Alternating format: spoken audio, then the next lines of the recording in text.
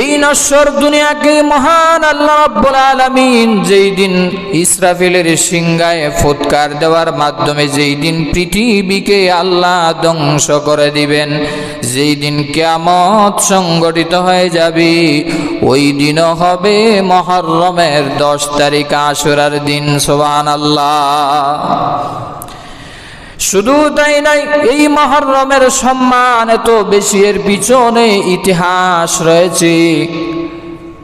নবীজি মূসা আলাইহিস সালাতু ওয়াস সালাম ফেরাউনের কবল থেকে মুক্তি পেয়েছিলেন, নাজাত পেয়েছিলেন। আমাদের নবীজি হিজরত করে যখন মক্কা থেকে মদিনায় চলে গেলেন, গিয়া দেখেন তারা 10 তারিখ মুহররমের 10 তারিখ রোজা রাখতেছে। রসুল বলেন, রে ইহুদিরা, এই মুহররমের 10 তারিখ তোমরা কেন রোজা রাখো? ইহুদিরা ডাক দিয়ে বলে, ইয়া রাসূলুল্লাহ, আমাদের নবী, আমাদের পয়গম্বর জলিলুল কদর নবী মূসা আলাইহিস সালাতু ওয়াস সালাম লোহিত সাগরে ফেরাউনের কবল থেকে এই দিন নাজাত পেয়েছিলেন, মুক্তি পেয়েছিলেন। এই জন্য আমরা শুকরিয়া আদায় করে মুহররমের 10 তারিখ আশুরার দিন আমরা ইহুদিরা রোজা রাখি। জুড়ে বলেন সুবহানাল্লাহ। মান নবীজি ডাক দিয়ে বলেন, রে সাহাবায়ে কেরাম, যেহেতু ইহুদিরা রোজা রাখে এই দিনে, আমার ভাই মূসা যেই দিন ফেরাউনের কবল থেকে মুক্তি পেয়েছে, লম্বা ঘটনা।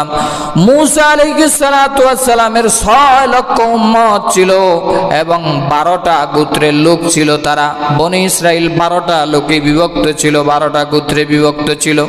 নীল নদের পারে যখন গিয়েছে, মূসা নবীর উম্মতরা ডাক দিয়ে বলে, ও নবীজি মূসা, আমরা কিন্তু এক রাস্তা দিয়া 12 গোত্রের লোক যাবো না, আপনার আল্লাহকে বলেন আমাদেরকে যেন 12টা রাস্তা করে দেয়। সুবহানাল্লাহ বলবেন না? মূসা আলাইহিস সালাতু ওয়াস সালাম জান্নাতি লাঠি দ্বারা আঘাত করলেন। নীল নদের পানিতে আঘাত করার সাথে সাথে নীল নদের ভিতরে 12টি হাইওয়ে রোড হয়ে গেল। জুড়ে বলেন আল্লাহু আকবার। তাফসীরের কিতাবে এসেছে, শুধু বিশ্ব রুট হয়েছে তা নয়, এক একটা রোডের পাশ দিয়া জানালাও ছিল, গ্লাস ফিডিং করা ছিল। এক রাস্তা দিয়া আর এক রাস্তার লোকদেরকে দেখা যাইতো, তারা বলতো আমরাও যাইতেছি, তোমরাও আসো। এইভাবে 12টা গোত্রের লোক 12টি রাস্তা দিয়া নীল নদ মুহূর্তের ভিতরে পার হয়ে গেল। জুড়ে বলেন সুবহানাল্লাহ।